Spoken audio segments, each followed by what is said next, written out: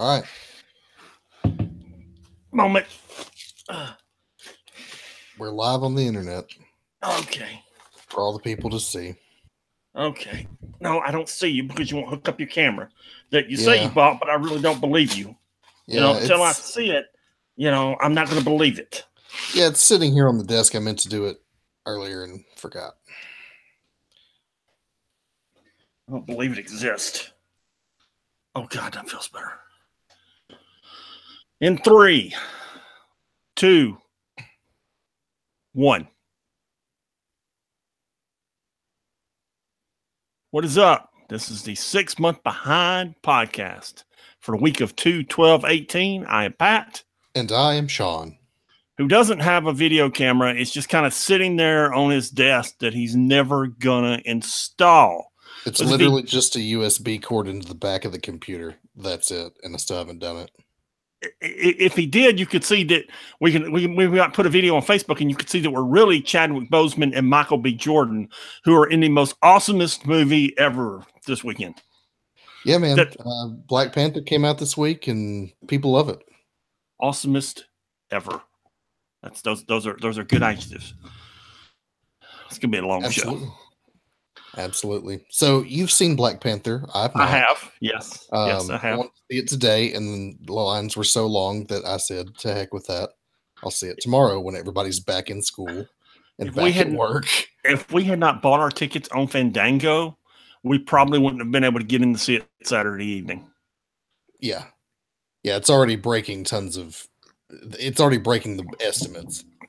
I mean, it's on track to make like 235 million this 4-day weekend, and it's off the chain, man. Yeah, dude. It's good. Yeah. And if you have seen Black Panther and you want to know more about the Black Panther comics, go listen to our episode of What's Next, where we talk about Christopher Priest's run on the Black Panther. That is also up on our podcast feed. It's on our website. It's on SoundCloud. www.6monthsbehind.com. It's on the internet. It's on the website. It's on Sound. It's on iTunes. It's everywhere. We are everywhere. We are everywhere. We are Legion. Yes. Yeah. And if you want to email us, it's at 6monthsbehind at gmail.com. Yep. At 6 months behind is our Twitter feed. Yep. We do discuss spoilers. There will be lots of spoilers. I'm in the mood, so there's no telling what spoilers I may discuss. So good luck with you. Yeah, jumping right into it. Secret Empire. Big week for Secret Empire this week. So we're going to kick it off with number 25. Number 25. This is not Secret Empire number 25. Captain America number 25. Oh, yes, Captain America 25. My bad. And this is one of those.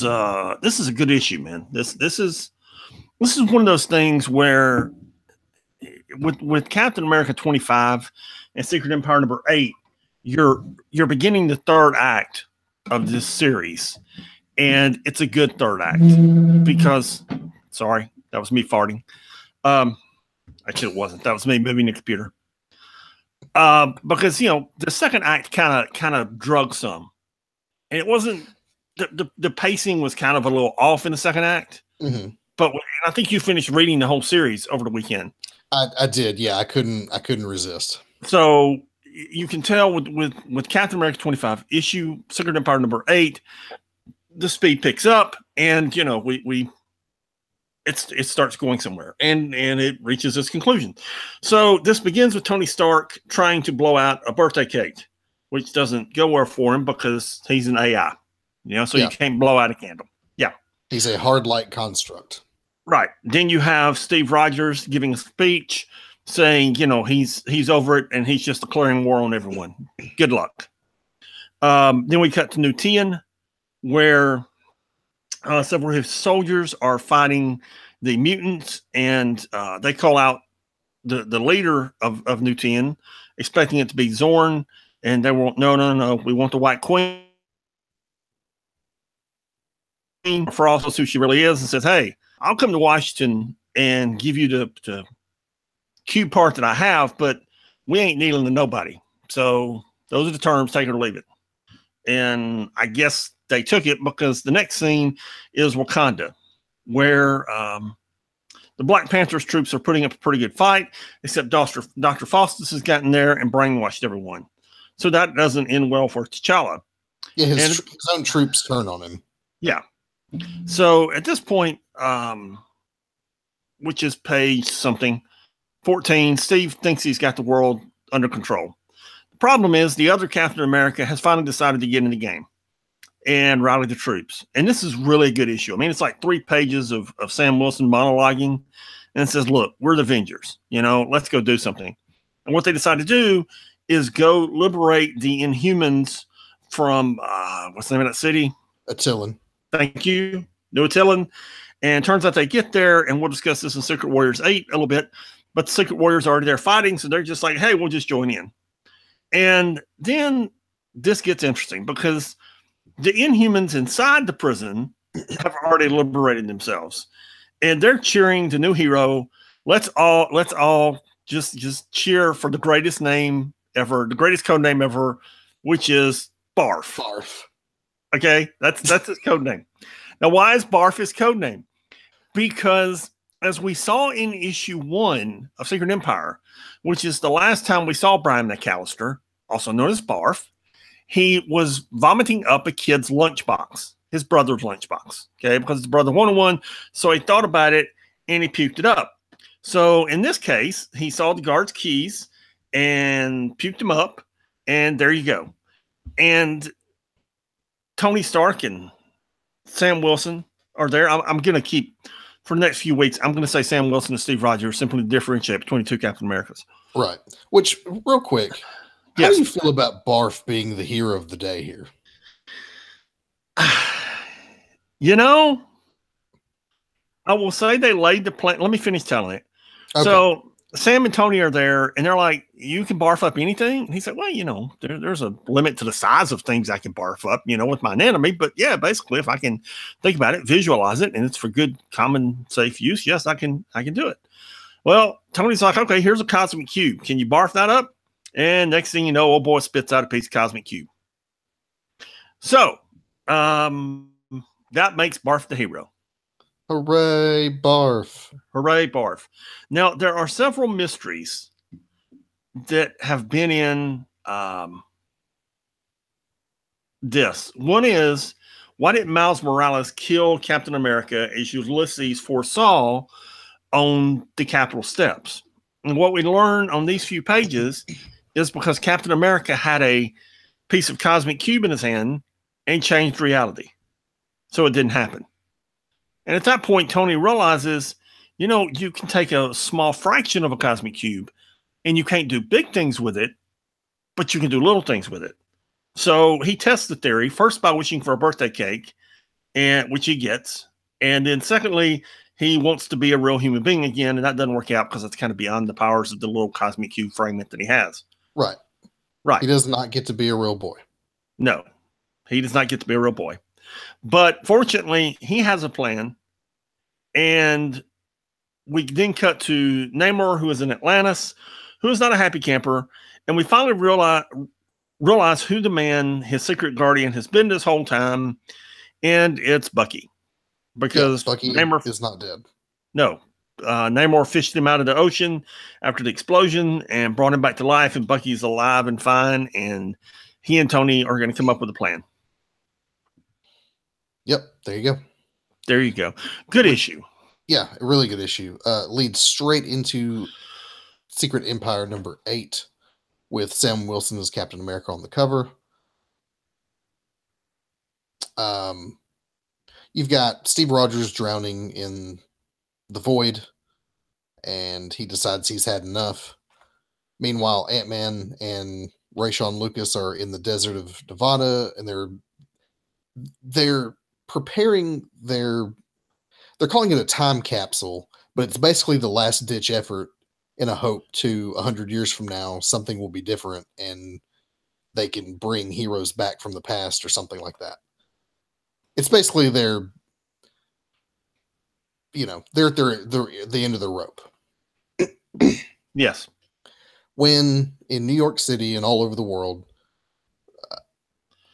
Sam Wilson, Captain America, pops in and gives this great rousing speech about standing together, and he assembles all the Avengers. You know, he says the words, and Yeah. suddenly they're back in the fight. They've got a plan. Tony's got a plan. Hawkeye's got a plan. They're hashing it out. They know what they're going to do. Rocket Raccoon's got a plan. Yeah, Rocket's got a plan to use a bomb to blow up the shield using while also crashing the Alpha Flight station into the shield. Yeah. Doctor Strange negotiates his townhouse with the librarians for magic information to bring this thing to bring down the Dark Force bubble. And so they're back in the fight. It's the big war against Hydra. This is the final last stand. You know, the good guys are going to do it. And is at the height of the battle, Sam gets shot out of the sky. And the bomb doesn't work when they shatter the space station into the shield. Right. So it looks as if, you know, all of this effort has been for nothing. The bad guys are going to win. We actually don't get a resolution to what happens with Doctor Strange and his efforts. Or maybe we do, as we'll talk about here in a minute. I don't know. It depends on how you interpret magic. So everything looks like it was all for nothing when suddenly Quasar's back on her feet. You know, she got hurt in the beginning of this thing, has been down the whole time. Quasar has the power to break through the barrier, which she does do in an awesome splash page on number 25, page 25. Meanwhile, at the same time, and one of those things here is she's one of those characters that, you know, a couple of issues ago, what was the kid's name that tried it? The Protector of the Universe. Oh, the Starbrand or whatever? Yeah, Starbrand. And he didn't do it, and he just sat there feeling bad. Well, he's more powerful than Quasar is, but Quasar's up there, okay? We're talking Omega level power. Yeah, I mean, she's gone toe-to-toe with Galactus and beat him. Right. So she manages to do it, but you're like, you know, why couldn't Starbrand do it? Anyway, go ahead. Yeah. Well, because it had to be Quasar, because Quasar is super uber powerful. Anyway, at the same time, Sam Wilson, Captain America, has crashed into the water and is drowning while holding the fragment of the Cosmic Cube. He's able to be healed by its power. He returns to the fight. They break down the barrier, so all the heroes that are in space are now in this fight.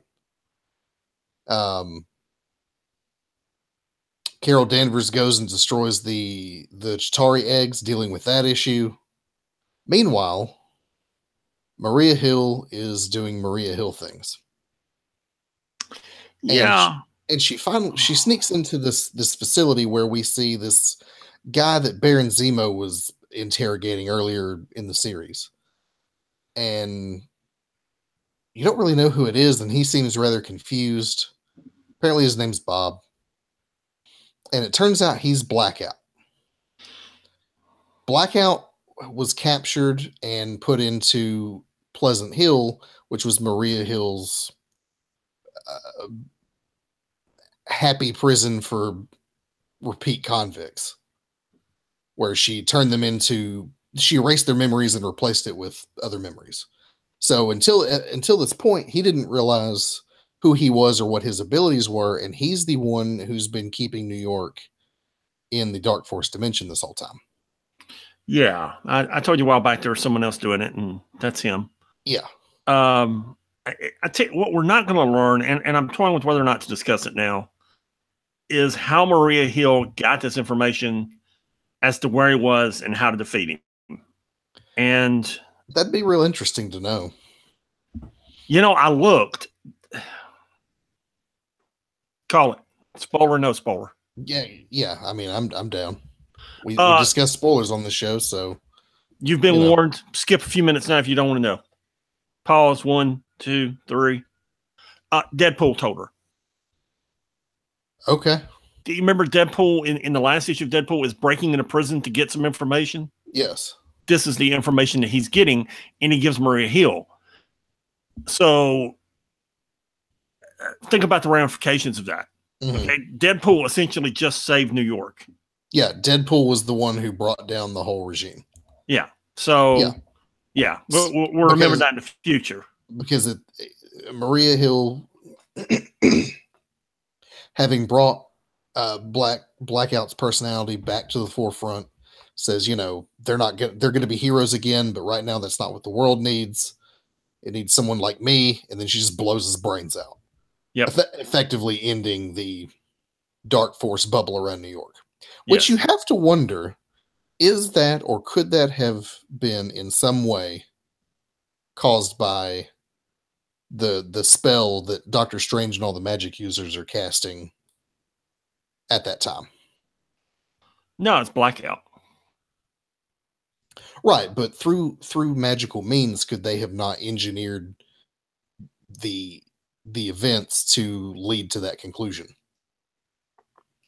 If they had known where Blackout was and how to get to him, and maybe. I'm just saying. Anyway. Yeah. So Captain America leads everybody together.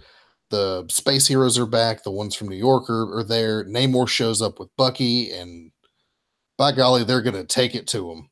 And Bucky's got a plan. Yeah, Bucky's got a plan. Yep. So one downside here is Black Panther has been captured by Baron Zemo and is taking him before Steve Rogers. Then we get a little interlude with Steve Rogers in the Void, who's running after Sharon Carter, and she kind of fades away as soon as he gets to her, only to find Kobik there. Yes. Bum, bum, bum. And should we discuss what the ramifications of that are, or should we save it for next week? Let's save it for 2 weeks. Okay. Yeah. Let's save it. Yeah, because that all of that is explained in the next issue. So, okay. Yeah, we'll save it for next week. Good issue, man. What you think of it? I enjoyed it. This is really the issue where things are moving very quickly now.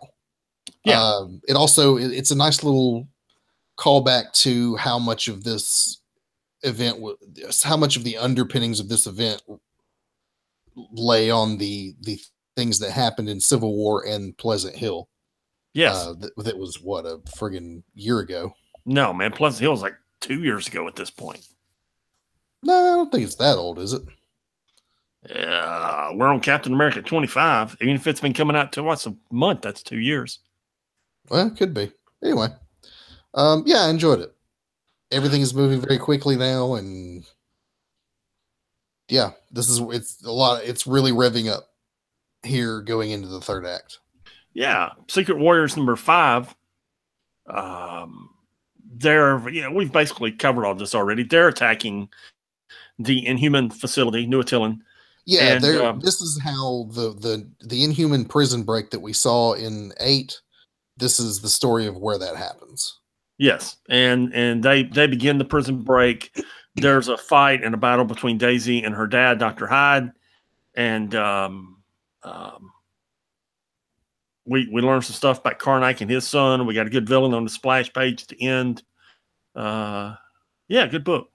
It was a decent tie-in issue for what it was. Yeah, it was all right.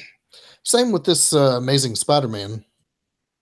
Dude, that Amazing Spider-Man. That's something, man. It's a good book. It's really good. You got this awesome Alex Ross cover as always.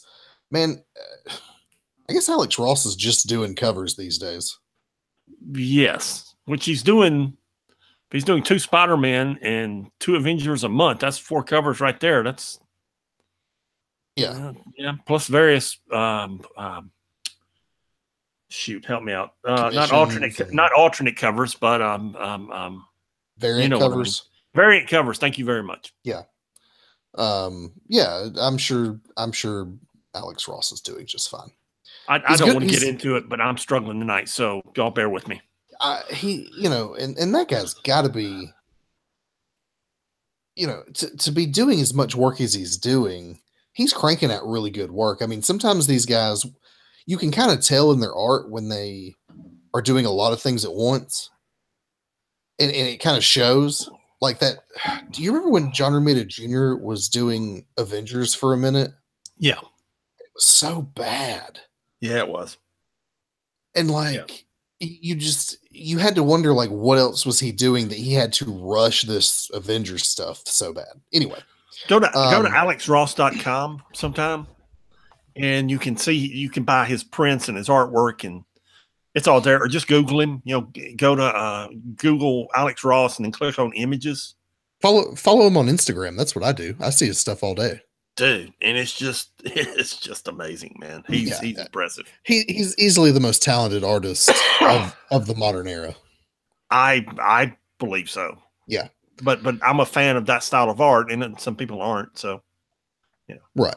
Anyway, this is all the big culmination of the big arc between Spider-Man and Doc Ock, who works for Hydra. Doc Ock's trying to take over Peter's company. Peter does the unthinkable in this issue and literally sets the company on fire, deleting all of the information that ever existed regarding the company, bringing it to the ground. And so Doc Ock has inherited a pile of ashes because Peter Parker's a hero and that's what he does. Doc Ock doesn't inherit anything because Peter Parker bankrupts himself in the company. Right, exactly. That's what I mean. And he just burns it all down, which we knew this was coming. We knew when we saw back in number 1, number 2, when as Peter is CEO of Parker Industries, we knew this was not going to last forever because it's the Parker luck. Nothing good ever stays. Here's the thing. Don't you always have a stash? Yeah, but Peter Parker may not think like that. But I would. Oh, heck yeah. I'd have some. It'd be, I mean, even if like or some cash in a Swiss bank account, or something, man. Dude, I'd have a safe somewhere. I don't know, somewhere that I thought was a safe place, and just a bunch of cash stowed in it. Couple of issues, man. He's gonna be back to living on people's couches and working at the Daily Bugle. Right. Whatever. Like, dude, come on. You didn't have a rainy day fund stashed, like, I don't know, under the floorboards at Aunt May's house? Yeah, man. Anything, transfer some money to Aunt May. And then when you do something stupid, she can take care of you. Open a checking account in Miles Morales' name. Dude, something. Nobody will know whose it is, and there you go. Holy cow, man. Anyway. Yeah, Peter Parker breaks out the old underoos from the high-tech suit because his high-tech suit doesn't work anymore. He knew Doc Ock was going to hit him with the EMP. Right. Doc Ock was going to disable his suit. So Doc Ock, realizing there's nothing left to be gained here, makes a strategic exit and blends in with the crowd because he looks like a totally different person now. Yeah, and apparently Doc Ock's got his own scheme going. I could totally see, and I don't know if this is going to happen, but I could totally see Doc Ock here becoming one of the new heads of Hydra after this all falls apart. I don't know what's going to happen to Hydra. Because the whole council's going down. Oh yeah. Everybody's going down. So who else is gonna take on the mantle of the Hydra? This, as we see in the last page here, he's rather ambitious. So, and it'll be ripe for the taking. I don't know. Maybe they won't do that, but it seems like it'd be a good move for Doc Ock. Sure. Yeah. Good week for Secret Empire. Yeah, a lot of solid Secret Empire books and tie-ins. Yeah. Yep. That brings us to our X-Men book. The first one being all new Wolverine number 23. Wolverine, Laura Kinney, and the Guardians of the Galaxy are on the moon of Rittel, light years from Earth. And they're trying to get through this bubble to find these scientists. Now, what happened, and they find Fang there from the Imperial Guard. The scientists had a virus that had attacked this planet, that I think the Badoon had sent the virus to run the people out of the planet. So they were trying to find a cure. So they experimented on animals, which Rocket wasn't happy about. I think Rocket wanted to shoot some people. Yeah, he And was really not happy about that at all. yeah, it's kind of his thing. So what they did was they took children who were infected and sent them everywhere, knowing that someone would find a virus to come help them.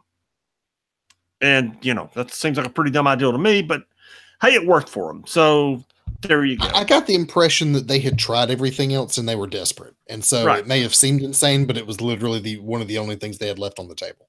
Right. Meanwhile, Gabby has been captured by a brood queen who is finding out what she's capable of. And to rescue her, nobody's really wanting to go after a brood hive except, Laura Kinney and Gamora, because, hey, they're Laura Kinney and Gamora. Right. Yeah. They're just like, we're going to cut our way through everything. And they do, which is just, can you imagine a more frightening pair than Laura Kinney and Gamora when they're like angry and on a mission? Right. When they're in full beast mode, kill everything in our path to get to our goal. Dude, and they cut a path, man. Holy cow. Yeah. I mean, it's not Punisher level, but it's close. But by the time they get there, poor Gabby has been infected by the brood, and they got to figure out a way to save her. Yep. Yeah. How do you feel about this story? This little romp into space. I'm not very happy with it from like a storytelling. I mean, I kind of feel like you should be doing other things with Wolverine, but I really enjoy what they're doing with the Guardians of the Galaxy. I really enjoyed this Gamora, Laura Kinney team up. We're kind of seeing another side of Gabby. Gabby's been evolving over these last few issues. And yeah, I mean, I like where it's going. Yeah, I'm kind of in the same boat. Like, it's not my favorite thing in the world, but it's entertaining. Yeah, it's a change of pace. And sometimes, you just need a change of pace with books, and that's what we're getting here, which is fine. It's all good. Right. And like, well, just my personal preference, I'd like to see them tell some more serious stories with, this Wolverine. I'm sure they'll get around to that. And really, you're getting that in Old Man Logan here.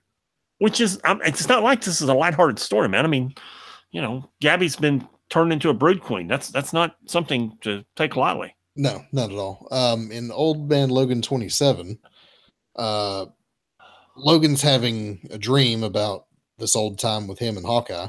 When he wakes up, having been chained to a pillar, and the Hulk gang's just filling him full of bullets for the fun of it. They're just shooting machine guns into him just because they know he'll heal up again, and they can just keep doing it over and over. And they're just having some fun and playing with their catch, as it would be. Yeah. Which turns out to be a monumental mistake, by the way. So Maestro's working on his whatever his death machine is that he's going to use to wipe out the human race so that the Hulk gang can take over. And this time, Logan gets free and takes on the Hulk gang in only a way that Logan can, in a very brutal way. And then he's off to find the Maestro, who now they've got a apparently one of the Hulk gang has gone rogue, or at least he suspects her of going rogue. And meanwhile, Logan wakes up having recovered from being riddled with literally hundreds of bullets to his old buddy Hawkeye, who's here to help him. It was not half bad. No, you know what? I think I'm going to do a What's Next on Future Imperfect and discuss the future, discuss how the Maestro got here. We'll record that next week. Yeah, we should do that. We'll do that next week. I'll find it and read it, and we'll crank that out. Next, we have Jean Grey number 5. Now, which was really good this week. Jean Grey is continuing her quest to learn to overcome the Phoenix, because Phoenix is coming for her, and she wants to figure out how to fight it off and not become the Phoenix. We're going to discuss this more in a few minutes when we get to Generations with Phoenix and Jean Grey, which is a good issue, by the way. We'll discuss that in a minute. So this week she's with Psylocke, and Betsy is teaching her, Psylocke is teaching her, trying to teach her how to find her inner weaponry and her inner peace. So they begin with just serenity and meditating. And that's not Jean's way of doing things, really. So then they have, what's the little elf's name? He's a Banff. Anyway. Oh, yeah. Anyway, so she has him teleport her to a very loud club into the middle of a mosh pit and see if that works. Since she can't concentrate in the peace and quiet, maybe she can concentrate in the, they're in the mosh pit. And it kind of works because her fight or flight instinct kicks in, and that kind of works. So then the next thing they do is they go to a cabin inhabited by zombie vampires.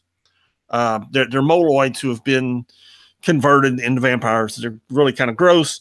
And at that point, her fight or flight instinct takes over, and it kind of works. So then the last test is they go to Madripoor, and Betsy wants her to kill a bunch of ninjas who are being resurrected, members of the Hand who are being resurrected. So Betsy kind of leads her through it. Now, through this time, Betsy's talking in her mind. Okay, they're communicating telepathically, and Betsy's like, do this, do that. And she's giving instructions on how to do it. The problem is at the next to last panel on page 11, there's a third voice in Jean's head, and it says, "Hey, you can do it this way." And as the story continues evolving for the next few pages, and they fight the ninjas, and Betsy and Jean defeat the ninjas, the third voice just kind of says, you might need to do this, or you might need to do that. And Betsy Pickles is the Bamf's name. Yeah, Pickles. Yeah, Pickles needs to eat some more. So suddenly, she's surrounded by a bunch of ninjas, and Betsy has to come help her. And meanwhile, the third voice in her head is helping her also. And when they get through, they blow up the building because there's a Hydra resurrection pit under it. And Betsy's like, by the way, who's the third voice in your head? Jean's like, because there's me, there's you. There's a third person there. Jean's like, yeah, I don't know. Betsy's like, well, if it's me, I'd really want to know. And when I first read this, I had a thought as to who it was. And I'll tell you the truth, I've read the rest of the issues, so I know who it is, but I'm not going to spoil it for you. I have an idea too, but I think I'm wrong. Who do you think it is? Might be Jean Grey, the Phoenix. You might be right. Might be. All right, then. Yeah. She's coming. The Phoenix is coming. Jean Grey's coming. They're all coming. All of them. Yeah. Yep. Who else is coming is Venom in Edge of Venomverse number 4. So this is the story of some alternate version of Old Man Logan in the Wastelands, and we find out exactly how he comes to possess the symbiote that he possesses. As you may have noticed, we saw that Old Man Logan Venom in Venomverse number 1 that came out last week. If you're asking yourself, why is Edge of Venomverse coming out after the first issue of Venomverse? Well, I don't know. I don't either. Because it's not supposed to. No. Anyway, this Old Man Logan has some sort of beef with Angel and one of the Hulk kids and some Spider-Woman lady. So they capture him and chain him up and torture him, and they set a devil dinosaur possessed by a Venom symbiote on him. And instead of that killing him, he turns it around to his advantage, gets himself eaten by the dinosaur, takes the Venom symbiote for himself, and lays waste to the kids who tried to kill him, while getting picked up at the end by Venom Cap, who's been recruiting all these folks. Yeah. Sounds like a good issue. I didn't get to read it yet, but since it's the Old Man Logan Venom, I might go back and read it. Yeah, it was pretty good, honestly. Okay. Next, we have Generations, Phoenix and Jean Grey. First off, amazing cover by Stephanie Hans. Good looking cover, man. It's impressive. Then, of course, we have Jean Grey, who is the young Jean Grey, who finds herself somewhere, like the rest of the heroes. We're not discussing how to get there, except she's on a beach with a bunch of people frolicking, where she finds the old Jean Grey. Which, by the way, because she's on a beach, we get lots of gratuitous shots of Jean Grey in a bikini. There you go. Yeah. Because, Marvel knows who their audience is. Now, let me digress a moment. And this has been 40 years, so at this point, the spoiler alert's over. Yeah. At the end of Uncanny 113, I believe it's 113. It may be 114 or 115, but I'm almost positive it's 113. I didn't research it before we went on the air. The X-Men are fighting Magneto in his volcano base, and as they're fighting him, the base collapses, and Jean Grey and Beast go out one entrance and wind up in a part of Antarctica. The rest of the X-Men, Cyclops, Wolverine, Storm, I forget who else, whoever was an X-Men at the time, wind up going out a different direction and wind up in Japan, where Wolverine meets Yuriko and they fall in love and all these things happen. And they wind up staying apart for, in Marvel time, a few months, with Jean Grey, the Professor, and Beast thinking all the X-Men are dead. This was before everybody had cell phones, and why they couldn't figure out how to get a call through the mainland, I don't know, but Jean Grey thought they were dead. While that period happened, Jean Grey mourned.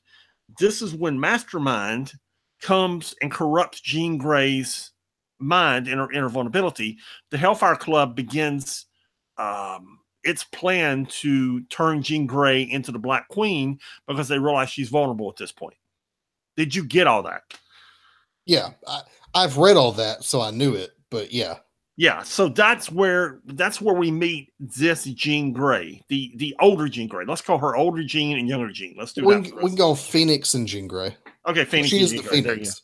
Okay, yeah, and Jean is just fascinated by the power levels that she's exercising, because she's rematerializing clothes, she's teleporting them, she's doing all kinds of things, and Jean's just kind of like, wow, this really is power off the chart. And Phoenix is like, oh, you hadn't seen nothing yet.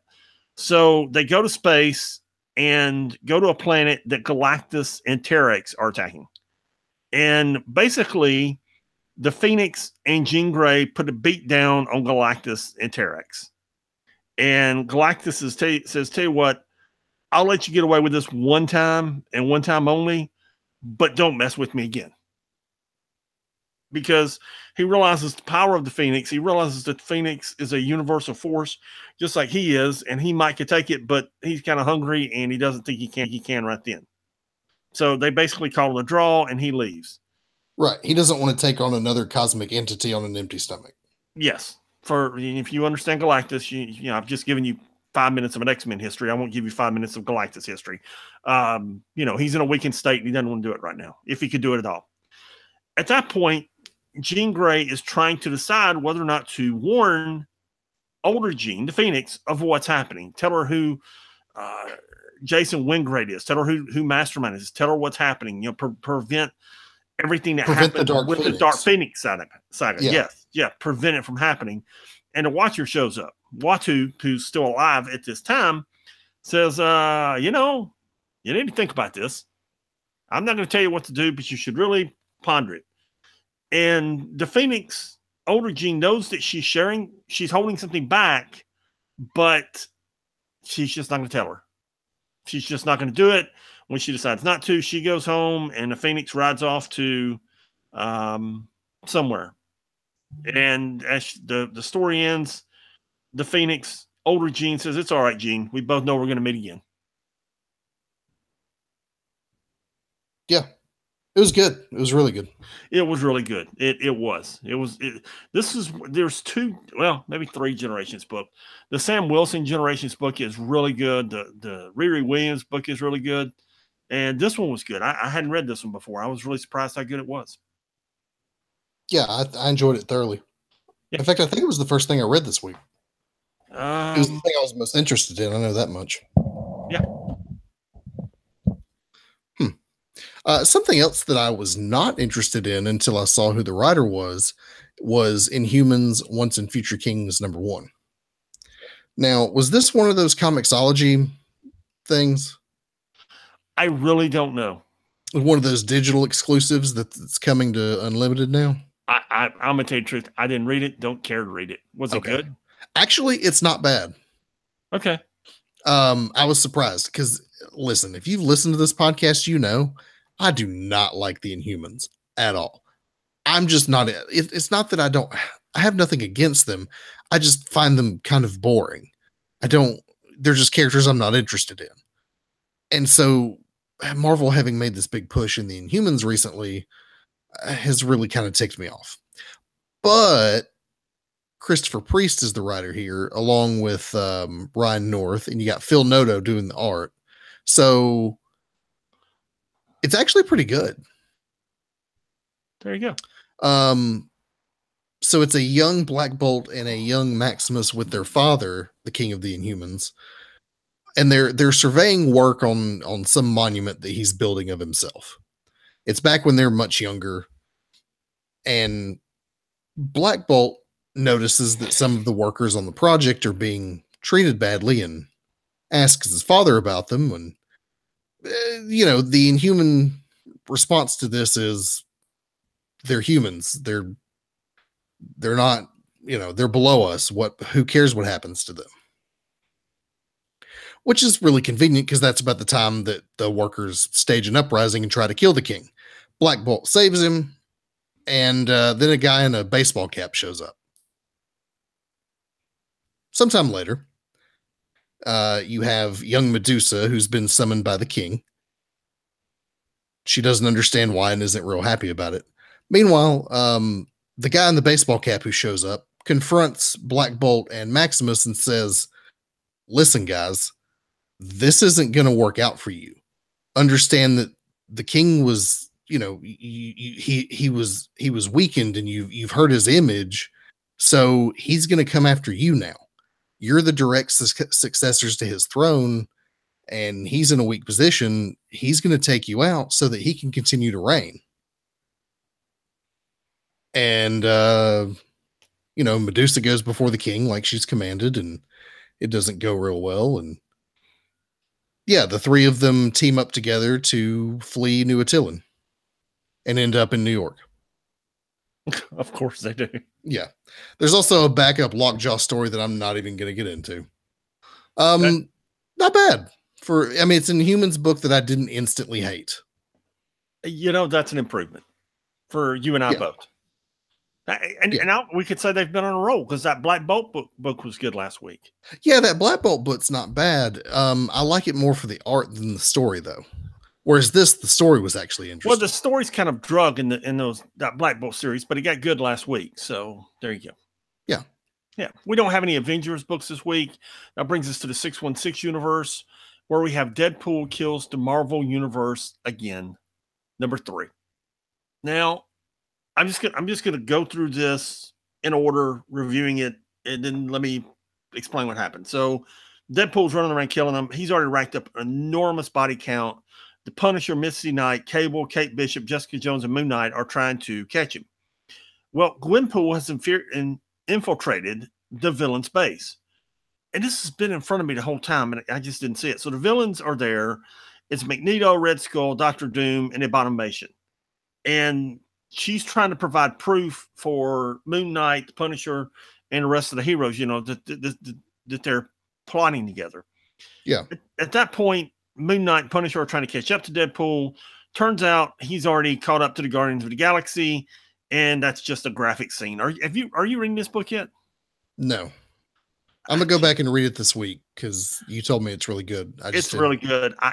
This is the thing where let's just put it this way. He's got Rocket strung up and skinned. Okay. I mean, that's how graphic that scene is. Okay. Yeah. So then we come back to Deadpool, and every time Deadpool is under the villain's influence, you get a different artist, and it's real cartoony. So there on page 7, he's promising to send the young X-Men team back in time to where they actually belong on a time platform. Of course, he very graphically electrocutes them all on the platform, so they're dead. Then he gets to walking around monologuing to himself, and he realizes the rest of the X-Men are dead. Like, all of the X-Men are dead. And he looks at them, and he's like, did I do this? But he sees claw marks, and he realizes, holy crap, I didn't do this. Wolverine did.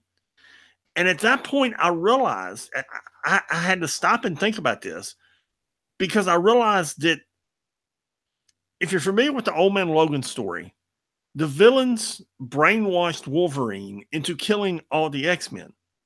What this story is, and I literally, it didn't occur to me till page 9, which tells you how good the writing is, that I'm on page 9 of issue 3, before I realized what was happening. This is how they killed the rest of the heroes. So they brainwash Wolverine. He kills all the mutants. They brainwash Deadpool, and he kills the rest of the heroes. And that's how the villains take over the world, which leads to the Old Man Logan Saga Series 2, issue 68, which just was fascinating to me, because I never even considered what happened to the rest of the heroes. I just figured somehow the villains took them out, or Wolverine took them out. Turns out they used Deadpool to do it. So, yeah. Yeah. That is interesting. It was really interesting. I mean, because now you understand this ties into Old Man Logan, and this gets there. So next we move to. It also makes me wonder what Deadpool's doing in the Old Man Logan timeline. I don't know. I don't know if he survives this, doesn't survive it. I don't know, because all the villains don't survive, I don't think. I mean, there's a few of them. I'd have to go back and look at that map. It's like, the Hulks run part of it, and I forget, man. But they've, the villains have got the United States carved up. 4 or 5 of them do. So anyway, Cable and Misty Knight are going to a safe house, and when they get to the safe house, they find the Mercs for Money again, graphically defeated. Just we're talking decapitated, shovels through heads. It's just bad, man. It's bad. So then we have the Punisher and Moon Knight going to where Gwenpool told them the villains were. They get there. The villains aren't there, except Deadpool is. And Deadpool is again, it's one of those funny scenes, one of the cartoon scenes when you go inside Deadpool's mind. And what's happening in his mind is he wants to play basketball, and Moon Knight is keeping the Punisher from playing basketball. What Moon Knight's really doing is not letting the Punisher take a shot, because he wants to save Deadpool, because he's convinced he can save him. So at that point, the Punisher, Frank Castle, pulls the trigger on the gun that Deadpool left for him. So Deadpool's dead, and of course, Deadpool wins. He graphically defeats Deadpool. Moon Knight gets off a last message and says, "Look, send everybody. Okay, this is where Deadpool is, and you find everybody that's left alive and bring them all. Don't even think about hesitating; just bring them all." Then there's another cut scene where he's dreaming about the villains operating on him. And he thinks it's the Night Nurse, Hank Pym, Tony Stark, Mr. Fantastic. It's really Aram Zola and the Mad Thinker. And on the last page, they have bonded Deadpool and Ultron together. And Deadpool's like, "You got to kill me. You got to kill me now. Too late. You're all going to die." Okay. Dude, it's a great story, man. It's graphic. I mean, it's Punisher level mutilation graphic, but it's a good story. And there's an alternate cover to this thing where it looks like a Liefeld cover. I don't think it is, but Deadpool was like holding his swords, and in the reflection of the swords, you see all the heroes of the Marvel Universe. It's a really good alternate cover. That's cool. Yeah. It's I mean, somebody took some real time with it. Yeah, I'm gonna have to go back and read this again. It's good, man. Yeah. It's good. Yep. Defenders is pretty good too. We got number 4 here. Diamondback makes a sale of his signature drug. Turns out Black Cat's the buyer because she wants to know what he's doing. She hands a sample off to Hammerhead, who thinks about taking it, but instead decides to give it to one of his goons. Also happens to be the same night that Spider-Man shows up and gets the crap beat out of himself by Hammerhead. So that's a nice little interlude there. Bendis, being the writer of both books, that makes sense. So Goon goes back to his apartment to his meticulously drawn girlfriend. They get high together, and apparently it's really good stuff. So good that it kills his girlfriend. Police are there investigating. Ben Urich is able to get a sample of the drug, which he takes back to the newsroom, and they decide they're gonna devote time to this, journalistic time to this. Meanwhile, Jessica Jones and Iron Fist are fighting Diamondback. They spend several pages doing that. Finally, they take him out, and he gets arrested. He's going to jail. Uh, Elektra's up to stuff, and Diamondback has to ride in the back of a paddy wagon with the Punisher. Yeah. Yeah. Is this the end of the Diamondback thing? Oh no. Is it not? Okay. No. I don't understand the Diamondback thing, but all right. It's a plot device. They need a villain. Yeah. Okay. Next we have the Hulk, where Jennifer's favorite chef, Oliver, has been turned into some kind of Hulk monster, and she and Hellcat are trying to save him. And Jennifer winds up becoming the Hulk and going after him. And you know, it is what it is. It's okay.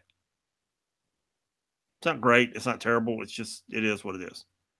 I think Oliver's too far gone in becoming a monster to be saved, but they're going to try. Yeah. I'm enjoying this well enough. It's not bad. I mean, it won all kinds of awards, and we've discussed it before. I really don't get it. I mean, I don't think it's that great, but there's something we're missing. Because I'm with you, while I'm enjoying the series, I don't think it's tremendous. I mean, I wouldn't call it award worthy. No, so there's something. Yeah, there's 2 or 3 books out this week that are better than this one. Nonetheless, should be winning Eisner Awards, which this Hulk series did. So we're missing something. I've only been reading comic books for 45 years. What do I know? Maybe it's going somewhere in the future issues, and that's why it won.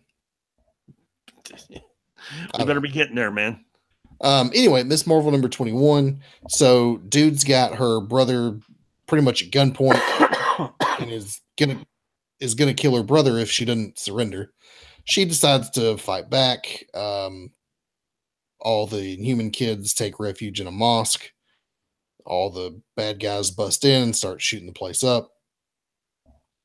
Meanwhile, Kamala and this, I forget what this guy's calling himself, but he's the villain of the week. They get into a fight. Turns out it's her buddy Josh, and that's why she felt like he was something familiar about him. Turns out he's a sad kid with broken feelings who feels like he doesn't have any friends, and that's why he did all this. I just don't have any sympathy for that guy, especially this week.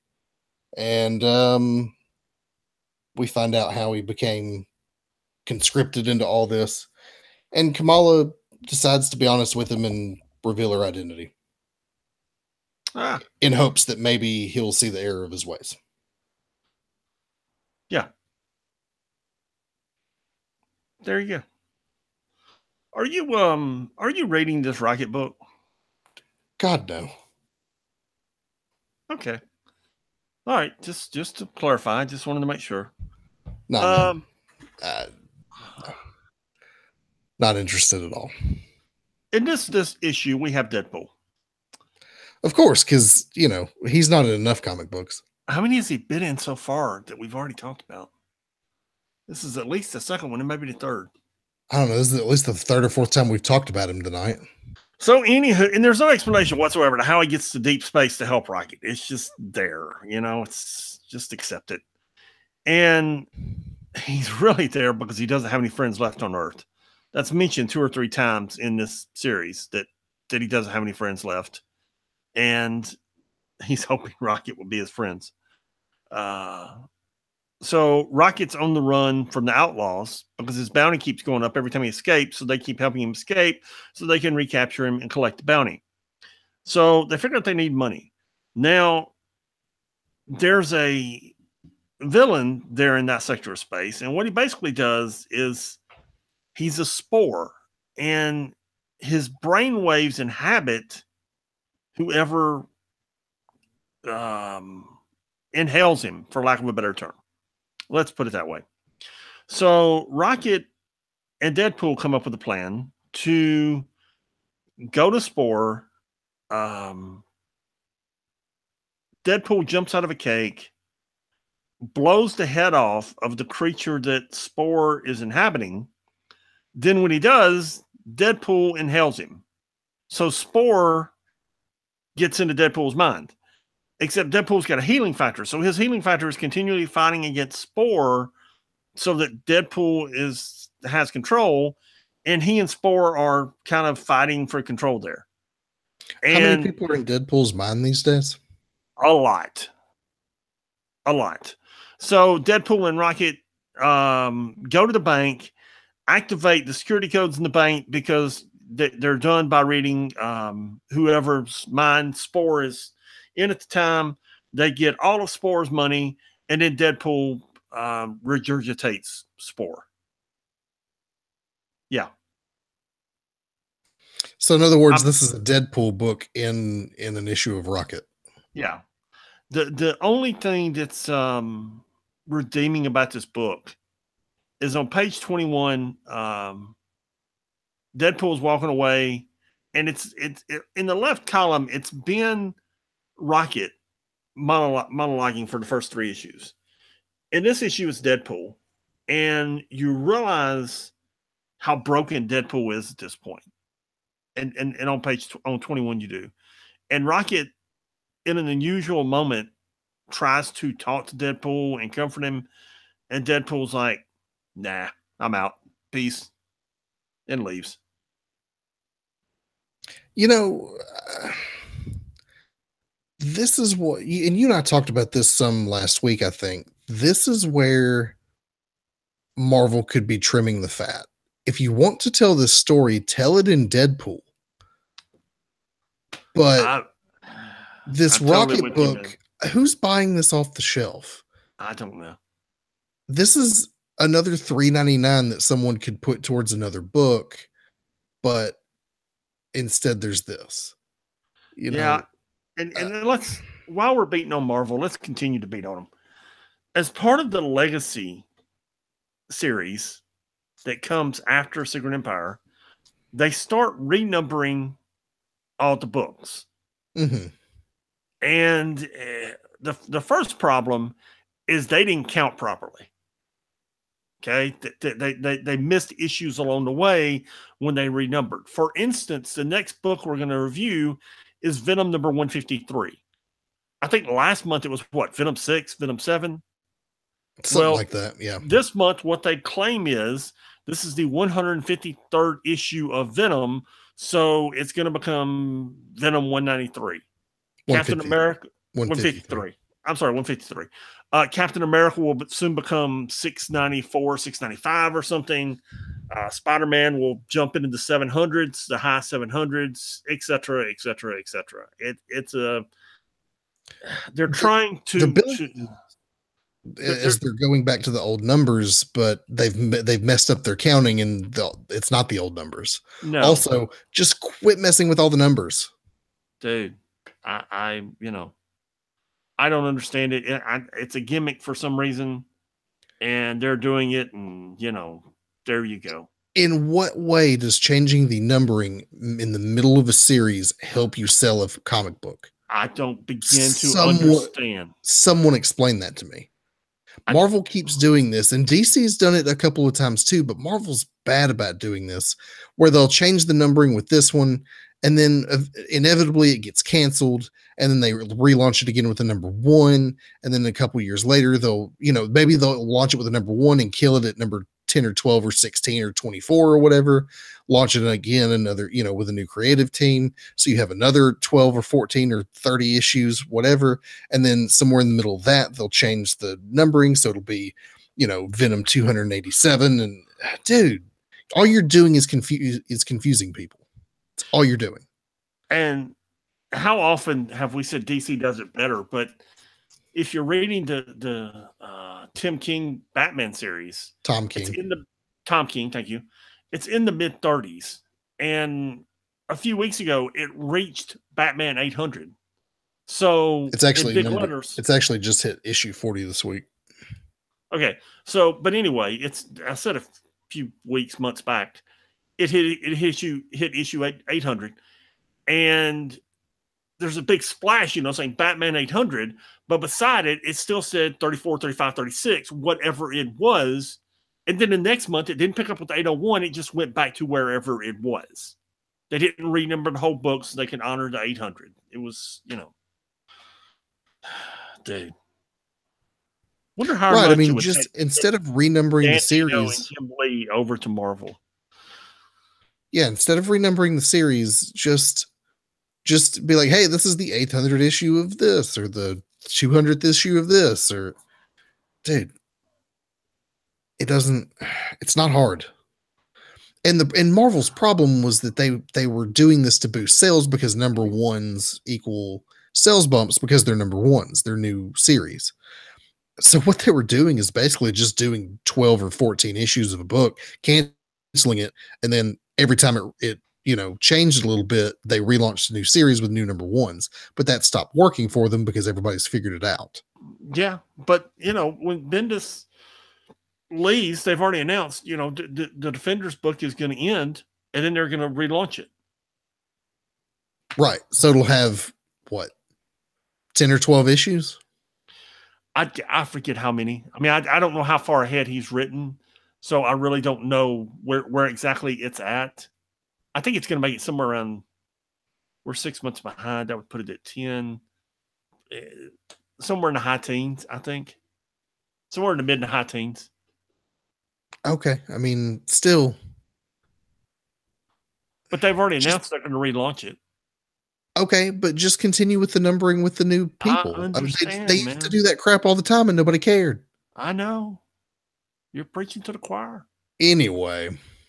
Venom number 153. Tell us about it. Yeah. So Venom got hired to help Alchemax find all their experiments that had broken out of their lab recently. Well, part of that was tracking down these lizard people who got loose and are somehow underground and planning a takeover of the planet. This involved Venom getting involved with Moon Girl and Devil Dinosaur. So it's a Venom, Moon Girl, Devil Dinosaur team up. And I gotta say, the art in this book's real good. You got Gerardo Sandoval doing the art, and it's actually really good. But it's Venom fighting lizard people. And, yeah. They take down the Lizard King with the help of Moon Girl and Devil Dinosaur. He exchanges that with Alchemax, and they're able to help him keep his symbiote under control, and now he's going to go do some government work. I don't know. It's not bad. It's just, that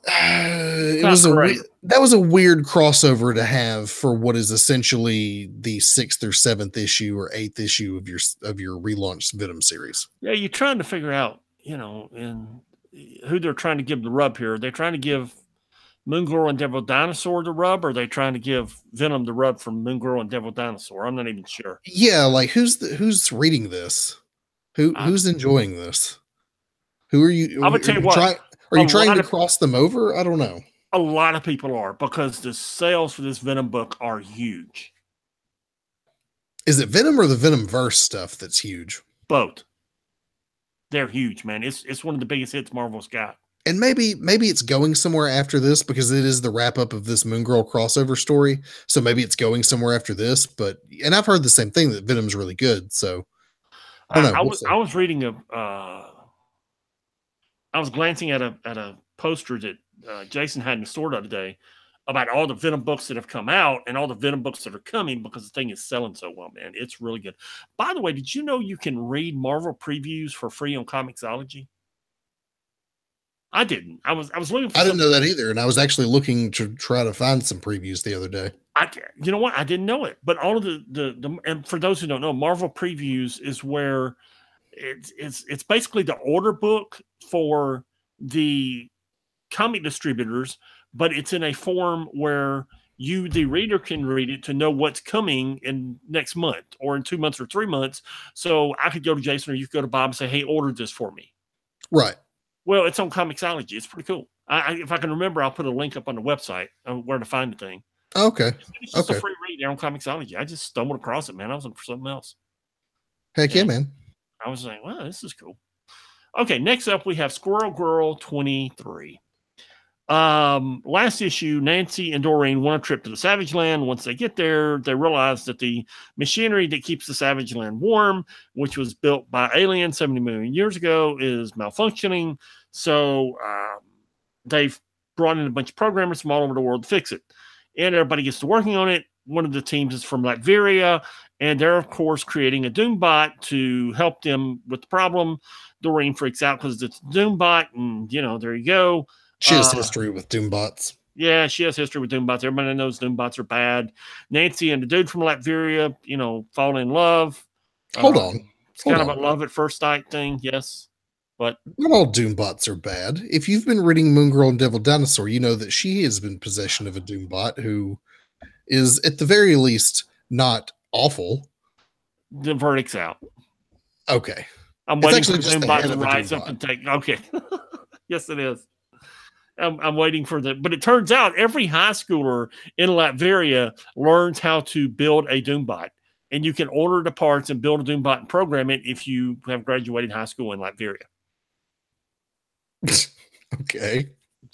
Dude, it's Squirrel Girl, man. It's what they say. Yeah.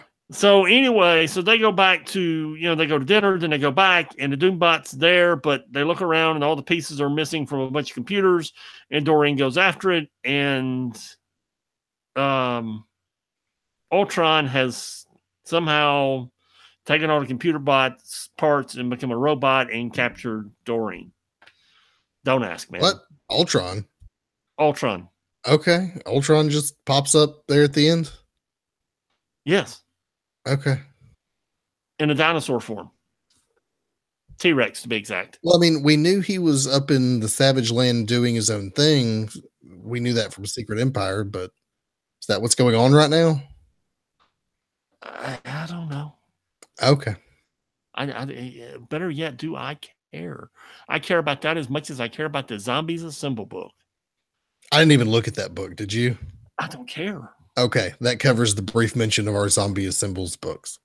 The only Star Wars book you have this week is Dr. Aphra number 11. So she was trying to sell the Crystal of Roer, which was contained the sentience of an ancient Jedi. She was trying to sell the crystal to a bunch of gangsters and, all the bad guys in space. That went horribly wrong as the crystal possessed a murder robot. It's now proceeding to murder everyone. And as Aphra's fleeing for her life and trying to figure out how to get out of here, we realized it was 000 and BT who orchestrated this whole thing because they're unhappy with Dr. Aphra at the moment. So she's able to rally all the gangsters together to defeat this thing, or at least try to. And she finally figures out what's going on with 000 and says, hey, look, okay, we gotta work this out. What are we gonna do? And that's about the time the Empire shows up and Darth Vader's there. Yay. She's in trouble. Yeah. Yeah. There you go. What was your favorite book this week? It's a close race because Amazing Spider-Man was good. Secret Empire and Captain America 25 were both good. But I'm going to tell you, man, I really liked where they went with that Deadpool book. And yes, we're oversaturated with Deadpool. Yes, it's too much Deadpool. But what Colin Bunn did there, tying it to the Old Man Logan series, really, really intrigued me. And it really made it interesting. So I'm going to go with Deadpool Kills the Marvel Universe again, number 3. Okay, cool. But Captain America and Secret Empire are both really close. Yeah, I'm going to take the easy route and go with Secret Empire number 8 because it was actually really good. It is really good. It is, and it could easily be the book. You know, I Yep. just And the, a lot of times you expect, but I expect that book to be good. Okay, and it's easy to say, well, okay, that's the best book of the week. It is, and I'm not disagreeing with you. I'm just when a book sneaks up on me like that Deadpool book did this time, I kind of feel like I'm just like, wow, that's cool. oh yeah, I mean, I do the same thing. I mean, I've had several where I was like, okay, this is the book that really I did not expect to like so much and really did. So that's what I'm gonna go with. Right. And this week for me, that was Secret Empire #8. There you go. So It was almost that Inhumans book, almost. okay. I mean, it could have been, but the Inhumans book wasn't quite that good. Hey, in the dump, okay, in the dump, we have early 90s X Force, we have West Coast Avengers, but we've been doing this for 2 years. 2 years. And for 2 years, I have been screaming for Marvel 2-in-1 and Marvel Team Up, and I got about a dozen issues of Marvel 2-in-1. I And knew I you'd am be happy. I am Yeah. happy because I saw that and I went, oh, it's a good day for Pat. it is. I actually went and looked to see how much of the series is there, and there's still huge gaps. But dude, they're filling it in, man. They're filling it in, and I was really excited. I mean, it's I'm just a nerd, man. I'm a nerd, and I nerded out over it. I Well, I just mean, it's geeked the out over it. stuff you read as a kid. It was the stuff you were buying off the spinner rack. So Yeah, I understand why you want to see it there. and the thing is, they really had good writers and good artists doing it because they were trying to build up characters at the time. They really did it with Marvel Team Up. I mean, they had Claremont and Cockrum doing Marvel Team Up for years. Yeah, they did it a long time. Right. And the same thing with Marvel 2-in-1. You know, they're trying to take Ben Grimm and make someone else popular with him. Dude, it's anyway. Anywho. Yep. That'll pretty much do it for this week. Go check out our What's Next episode featuring Black Panther. You said something about doing Future Imperfect next week, so we'll be doing Yeah, I that. think we are. Yeah. I promise I'll get back to the X-Men stuff real soon. I actually read Messiah Complex recently, and we're going to pick up with that. So yeah, be tuning into that. Check us out at our website www.6monthsbehind.com and hit us up 6 months behind at gmail.com. That's the number 6 months behind at gmail.com, at 6 months behind on Twitter. Pat, before we go, do you have any wisdom for us? You couldn't handle me even if I came with instructions. Sounds like something RuPaul would say. Probably so. She may be the one. He may be. He, yes. May be the one that wrote it. Could be. All right, we'll see you guys next week. Dude. Wait, yeah. hold on. Oh, okay. Celebrity Big Brother is worth watching just for the crap Omarosa says about Trump. You know, I've been reading about some of the stuff she's saying, and honestly, it's the most interested I've been in Big Brother in a long time. Because what happens is people are continually quizzing about it. So every week or every episode, I should say, they're counter programming the Olympics with it. I mean, Big Brother's basically on every night because CBS is counter programming the Olympics with Big Brother. And they like take a 2 or 3 minute segment, and it's okay. Who questions Omarosa this week about Trump? And you know what? It's getting them headlines, man. It is. It's getting them ratings. You know what? At this point, y'all can tune out because Bean and I are just talking. She was actually working for the Clinton campaign in the primaries, and you should find what she said last night and read it, because the Clinton campaign was so centralized that there were like her and a bunch of people just doing work for the Clinton campaign essentially for free. And the people in New York said, yeah, we don't need you. And just cut them all loose. And they were the ones out doing the door-to-door work, you know, that they didn't have there at the end. Okay, that the Clinton campaign didn't have in Minnesota and Michigan and Pennsylvania, the states they lost. Omarosa was one of the ones leading the organization that was doing that sort of thing, and the campaign cut them loose. And she's sitting there with nothing to do, and Trump called her and said, hey, you want to go to work? She's like, yeah, the Clintons don't want me. Sure. We're buds. Why not? and now she's in the Big Brother house dishing on all the White House stuff. Dude, she is going to write a book. She's already signed a book deal, man. It's coming. And understand, she got fired under. She has no reason to like Trump or his administration, but she really, I wonder how serious we should be taking her. It's up for debate, man. Every time she says something, people sit back and wonder if it's true or not. Yeah. Anyway, we'll see you guys next week. Peace.